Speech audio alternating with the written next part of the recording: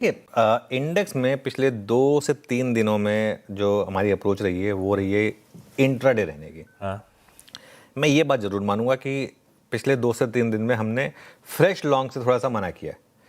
Existing longs को carry करना है, उसमें ट्रेलिंग स्टॉप लॉस लगाते रहना है, वो एज इट इज इंटैक्ट रहा है। 24,050 से शुरुआत हुई थी, 24,200 तक गए, फिर 24,350 तक गए। लेकिन ये बात मैं मानूंगा कि हाँ, पिछले 2 दिनों से फ्रेश पोजिशनल लॉन्ग लेने की सलाह नहीं थी।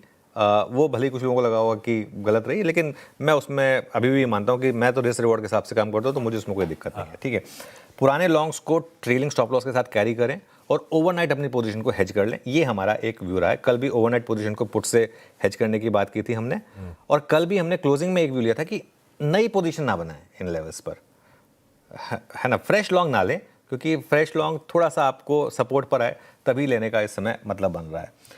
नए लॉन्ग लेने के लिए ना रिस्क रिवॉर्ड इन लेवल्स पर आपके फेवर में नहीं है। हो सकता है वो चल जाए फिर भी, लेकिन वो फिर आपको मार्केट के टेक्सचर पे ट्रस्ट करना होगा पूरी तरीके से।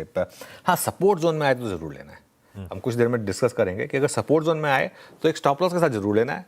अगर वो स्टॉप लॉस लग गया तो बैड लक होगा, लेकिन ट्रेड फिर भी ठीक होगी। वो एग्जिस्टिंग लॉन्ग्स में हम कल ट्रेलिंग स्टॉप लॉस बढ़ाकर लेकर आए थे 24,350 पर। कल का लो था करीब करीब 24,355, तो मोर और लेस वहाँ पर लेकर आए थे। आज अगर एक बार मान भी लें हम 150 पॉइंट नीचे खुलेंगे, चलिए 200 भी नीचे खुल गए मान लो निफ्टी आईटी की वजह से, तो भी एक बार के लिए उस जोन के पास ही खुलेंगे। और हो सकता है कि उसको थोड़ा सा ऊपर ही खुले, तो हो सकता है कि गैप डाउन में तो कम से कम वो हिट ना हो। गैप डाउन के बाद अगर वो हिट हो तो फिर आप एग्जिट करें, क्योंकि गैप डाउन के बाद अगर मार्केट और गिरे तो वो फिर एक ट्रेंड रिवर्सल का साइन होता है, फर्स्ट साइन होता है ट्रेंड रिवर्सल का।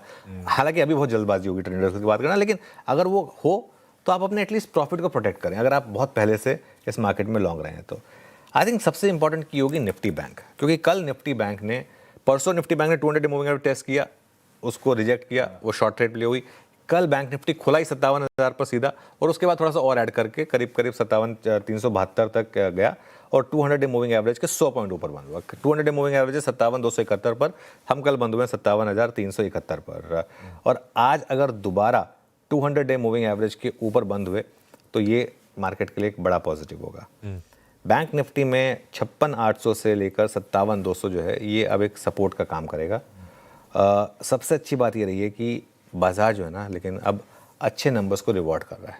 मेरे लिए मोस्ट इंपॉर्टेंट ये, क्योंकि क्या होता है, अब आप कल का नेस्ले का चार्ट देखिए, कल का पीएनबी हाउसिंग देखिए, कल नेस्ले के नंबर्स मार्केट आवर्स में आए, स्क्रीन पर आशी वो तेजी प्ले होती गई, 1% ऊपर था जो नंबर्स आए थे, 1%। मार्केट ने क्या मौका दिया, पूरा लगातार चलता गया चलता गया चलता गया, नेस्ले रुका ही नहीं। और वो हमने ये बात भी की कि हो सकता है कि क्लोजिंग होते होते निफ्टी का टॉप गेनर, एफएनओ का टॉप गेनर बन जाए, और शानदार शानदार मूव आए इसमें, करीब करीब 7-7% की। पीएनबी हाउसिंग कल हमने सुबह बात की थी कि hero of the day possible है, और पीएनबी हाउसिंग भी एक बार तो सर्किट लगा दिया था इसने। ग्रो ने नंबर परसों आए थे, लेकिन फिर भी कल हमने ग्रो को बिग स्टॉक्स में लिया था, कल इसमें 8 से 10% के मूव आए। तो यहाँ से अब आपको एकदम स्टॉक स्पेसिफिक रहना है, जहाँ अर्निंग अच्छी हैं सिर्फ वहाँ बाय करें, और अगर ख़राब अर्निंग्स आए तो शॉर्ट भी करें इस मार्केट में। बिल्कुल।